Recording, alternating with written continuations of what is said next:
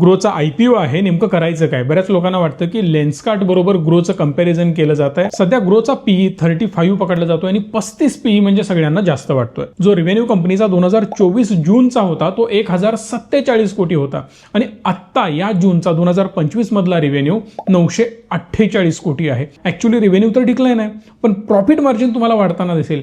जे profit margin last year 338 कोटी रुपये होतं प्रॉफिट आफ्टर टॅक्स, ते आता वाढून 378 कोटी रुपये झालं. 159 कोटी रुपये मॅनेजमेंटना इन्सेंटिव्हच्या स्वरूपात देण्यात आलेले होते मागच्या वर्षी सुद्धा, आणि यावेळी सुद्धा कंपनी ती देणार होती, पण ते पैसे रिव्हर्स केले. म्हणजे 159 कोटी रुपये कंपनीला त्यांच्या ऍक्च्युअल मार्जिन्स मधून मिळालेले नाहीयेत. यामुळे पॅट जर कमी होत असेल तर ऑब्व्हियसली EPS कमी होतो. EPS कमी झाला तर PE रेशो वाढायला लागतो. हे सेबीचे रेग्युलेशन जे ट्रेडिंगला डिक्रीज करण्याचा प्रयत्न करतायत, तेवढा जास्त रेव्हेन्यू या कंपन्यांचा ड्रॉप होताना पाहायला मिळणार. हे कुठल्याही प्रकारे बाईंग सेलिंगचे रिकमेंडेशन नाहीये, फक्त मी एज्युकेशन पर्पज साठी सांगतोय. ग्रोचे ऍक्टिव्ह क्लायंट आहेत 12.6 मिलियन, तर झिरोदाचे आहेत 7.3 मिलियन. ग्रो रेव्हेन्यू जनरेट करतो यामधून 3901 करोड, तर झिरोदा रेव्हेन्यू जनरेट करतो क्लायंट कमी असून सुद्धा 8300 करोड रुपये.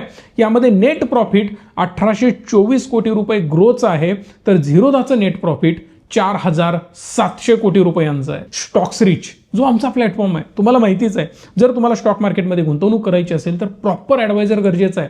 असंच कुठेतरी टेलिग्रामच्या लिंकवरून काहीतरी ॲड्स बघितल्या, तिकडे मी काहीतरी टिप्स फॉलो केल्या म्हणून तुमचा पैसा ग्रो होईल असं बिलकुल नाही आहे. जर तुमचा हार्ड अर्न मनी असेल, मेहनत करून कमवलेला पैसा असेल, तर तो योग्य त्या पद्धतीनं आणि योग्य त्या सल्ल्याने गुंतवणूक होणं गरजेचं आहे. ही कंपनी सेबी रजिस्टर्ड आहे. ही कंपनी तुम्हाला देते ॲडव्हान्स रिसर्च आणि इन्व्हेस्टमेंट ॲडवायझरीच्या सर्व्हिसेस, ज्यामध्ये तुमचा पर्सनलाइज फोलिओ डिझाईन करून देण्याचं काम आम्ही करतोय. जर तुम्हाला अधिक माहिती हवी असेल तर लवकरात लवकर आमच्याशी संपर्क साधा. ग्रोनी ठरवलं की आता फक्त आपल्याला एवढ्यावरच थांबून चालणार नाही, आपल्याला ब्रोकिंगचं लायसन्स सुद्धा घ्यायला पाहिजे, आणि ब्रोकिंगचं लायसन घ्यायचं म्हणूनच ते डायरेक्टमध्ये उतरले.